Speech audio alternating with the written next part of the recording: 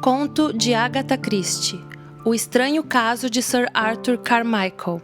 Tirado das notas do falecido Dr. Carstairs, eminente psicólogo. Parte 1. Sei muito bem que há duas formas distintas de entender os estranhos e trágicos acontecimentos que vou narrar a seguir. A minha opinião é uma só. Pediram que eu contasse a história em todos os seus detalhes, e de fato penso que, para o bem da ciência, fatos estranhos e inexplicáveis como esses não devem cair no esquecimento. Entrei em contato com o caso através do telegrama de um amigo, o Dr. Serrell. Nesse telegrama já vinha mencionado o nome Carmichael, mas de resto muito pouca coisa era explicada. Atendendo ao chamado do meu amigo, peguei o trem das 12h20 de Paddington a Walden, em Hertfordshire. Eu já tinha ouvido falar de Carmichael. Eu chegara a conhecer o falecido Sir William Carmichael de Walden, apesar de que em 11 anos nunca mais o vira. Sabia que ele tinha um filho, o atual barão, que deveria agora ser um jovem de 23 anos. Lembrava-me de ter ouvido rumores sobre o segundo casamento de Sir William, mas nada além de uma referência depreciativa à segunda Lady Carmichael. Settle esperava por mim na estação. "Que bom que você veio", disse ele, estendendo a mão. "Entendo que se trata de um caso na minha área." "Exatamente. Um caso envolvendo a mente de uma pessoa, com consequências estranhas", arrisquei. Naquele momento já tínhamos apanhado a minha bagagem e sentávamos numa dessas carruagens de 2 rodas que nos levaria da estação até Walden, a uns 5 quilômetros de distância. Settle ficou 1 ou 2 minutos em silêncio, então de repente respondeu à minha questão. "É um caso incompreensível. Trata-se de um jovem de 23 anos, normal sob todos os aspectos. Um jovem simpático, menos pretensioso do que a maioria na idade dele, cuja inteligência não chega a ser brilhante, mas está acima da média da maioria dos jovens da classe alta britânica. Certa noite, estando em perfeito estado de saúde, vai dormir e na manhã seguinte é encontrado vagando pela cidade como um retardado, incapaz de reconhecer quem quer que seja." "Ah", disse eu curioso, "o caso me parece mesmo interessante. Perda completa de memória? E quando foi que socorreu?" "Ontem pela manhã, dia 9 de agosto. "E você não tem conhecimento de nenhum choque que possa tê-lo levado a esse estado?" "Não, aparentemente nada aconteceu." Fiquei desconfiado. "Você está me escondendo alguma coisa?" "Não." A hesitação dele confirmou minhas suspeitas. "É preciso que me conte tudo. O que eu vou lhe contar nada tem a ver com Arthur, mas com a casa." "Com a casa?" repeti, surpreso. "Você tem lidado com casos assim, não é verdade, Carstairs? Você tem estudado fenômenos das chamadas casas mal-assombradas. Qual é a sua opinião a respeito?" "De cada 10 casos, 9 são fraudes", respondi. "Mas quanto ao 10º caso... Bem, tenho visto coisas que são absolutamente inexplicáveis sob um ponto de vista materialista. Eu acredito em fenômenos ocultos." Serrell concordou com a cabeça. Naquele momento adentrávamos os portões da propriedade. Ele apontou com o chicote para uma velha mansão pintada de branco que ficava ao pé de uma colina. "Aquela é a casa", disse ele, "e há alguma coisa nela, alguma coisa estranha e perigosa. Todos sentimos isso, e eu não sou um homem supersticioso." "E que forma essa coisa assume quando se manifesta?" perguntei. Ele levantou o rosto, olhou fixamente para o horizonte e disse: "Prefiro não dizer nada. Não quero influenciá-lo. Assim, se você vir alguma coisa, é porque realmente existe algo." "Sim, é melhor dessa forma. Mas gostaria que você me contasse um pouco mais sobre a família." "Sir William", disse Serrell, "foi casado 2 vezes. Arthur é filho da primeira esposa.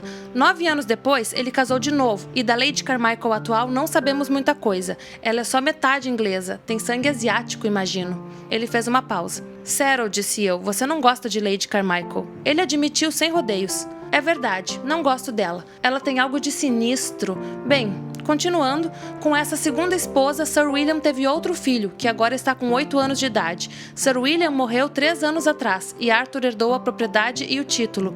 Ele vive em Walden com a madrasta e o meio-irmão. Devo dizer-lhe que a propriedade já não significa quase nada em termos financeiros. Ela consome praticamente toda a renda de Arthur. Também não foi muito o que Sir William deixou à esposa, mas Arthur se dá muito bem com a madrasta e viu com bons olhos a permanência dela na casa. Acontece que...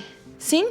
Há 2 meses, Arthur se envolveu com uma bela jovem, a senhorita Phyllis Patterson." Ele fez uma pausa, em seguida acrescentou em voz baixa: "Deviam se casar daqui a 1 mês. Ela está morando na casa. Você pode imaginar como ela ficou abalada." Concordei com a cabeça sem nada dizer. Nos aproximávamos da casa. À nossa direita, o gramado se estendia indefinidamente sobre o terreno que ia perdendo a inclinação. Não muito distante, vi uma figura encantadora caminhando em direção à casa. Era uma jovem carregando uma cesta de rosas. Como estava sem chapéu, o sol acentuava extraordinariamente o brilho dos seus cabelos loiros. Um gato persa de cor cinza se enroscava preguiçoso ao redor de suas pernas, conforme ela andava. Curioso, olhei para Cyril. "É a senhora Patterson", disse ele. "Coitadinha, que figura ela faz com aquelas rosas e o gato." Ouvi um ruído e virei-me subitamente para meu amigo. As rédeas tinham escapado das suas mãos e seu rosto estava pálido. "Mas o que foi?" perguntei. Foi preciso um tempo para que ele se recuperasse. Dali a 1 ou 2 minutos entrávamos na casa e eu o seguia até o salão verde onde serviam o chá. Ao entrarmos, uma mulher de meia idade, que não havia perdido a beleza, levantou-se da mesa e caminhou na nossa direção com a mão estendida. "Lady Carmichael, gostaria de apresentar-lhe o meu amigo, Dr. Carstairs." É difícil descrever a repulsa instintiva que tomou conta de mim quando segurei a mão dessa mulher charmosa e imponente, cujo andar lânguido imediatamente me fez lembrar a referência de Cyril ao seu sangue oriental. "O senhor é muito bem-vindo, Dr. Carstairs", disse ela, numa voz melodiosa de contralto. "Agradecemos imensamente por sua disponibilidade em nos ajudar." Dei uma resposta mais ou menos formal e ela me alcançou uma xícara de chá. Em poucos minutos, a moça que eu vira do lado de fora, no gramado, entrou na casa. O gato já não acompanhava, mas ela ainda carregava a cesta com as rosas. Cyril deu meu nome a ela, que não conseguiu conter a emoção. "Ah, Dr. Carstairs, o Dr. Cyril nos falou tanto do senhor. Tenho fé de que vai conseguir fazer alguma coisa pelo nosso pobre Arthur." A senhorita Patterson era certamente uma jovem muito bonita, apesar das bochechas pálidas e as olheiras que cercavam seus olhos francos.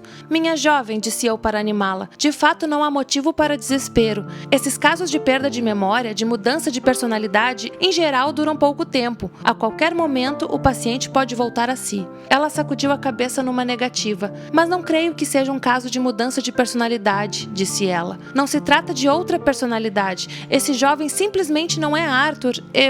Phyllis, querida", disse Lady Carmichael com sua voz envolvente, "aqui está o seu chá." E a maneira como ela pousou os olhos na moça revelou-me que não tinha o maior dos apreços pela futura nora. A senhorita Patterson recusou o chá, e eu perguntei, para aliviar a tensão do momento: "Não vão dar um pouco de leite ou uma bolacha ao gatinho?" Ela olhou para mim de um modo estranho. "Gatinho? Aquele que estava com a senhorita no jardim." Fui interrompido por um barulho. Lady Carmichael tinha derrubado o bule e a água quente escorria pela mesa pingando no chão. Tentei remediar a situação levantando um pouco a toalha. Phyllis Patterson olhou inquisitivamente para Cyril. Ele se levantou. "Você não gostaria de ver nosso paciente agora, Carstairs?" No piscar de olhos eu seguia.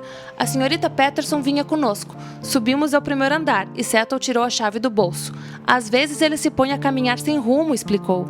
"É por isso que eu normalmente tranco a porta quando saio de casa." Ele girou a chave na fechadura e entrou. O jovem estava sentado no parapeito da janela, em cujo vidro batiam os últimos raios do sol poente. Curiosamente, ele não se mexia. Estava encolhido, mas os músculos se mantinham relaxados. No início, pensei que ele não percebera a nossa entrada, até que me dei conta de que nos observava por trás das pálpebras imóveis. No momento em que seus olhos encontraram os meus, ele piscou, mas permaneceu parado. "Venha até aqui, Arthur", disse Cyril para animá-lo. "A senhorita Patterson e um amigo meu vieram fazer-lhe uma visita." O jovem apenas piscou e continuou sentado no parapeito. Mas, por um momento ou dois, percebi de novo que ele nos observava furtivamente. "Não vai querer seu chá?" perguntou Cyril em voz alta, como se falasse com uma criança.